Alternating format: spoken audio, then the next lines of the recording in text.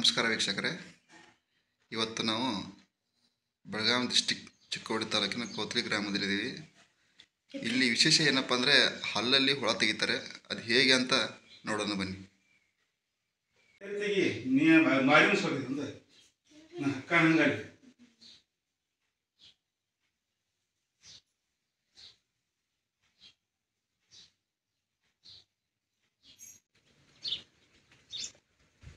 ಜಡಿಯು ಯಾಕೆ ನೋಡಿ ಎರಡು ದೊಡ್ಡ 1 2 3 ದೊಡ್ಡ ಸಣ್ಣ ನೋಡು ಎಂತವ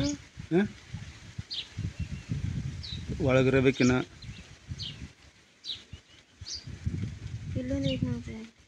ಇದಾವಣಿ ಸಣ್ಣ ದೊಡ್ಡ ಈ ಹುಳ ಹಂಗೆ ಹೊಡ್ಕಿದ್ವಿ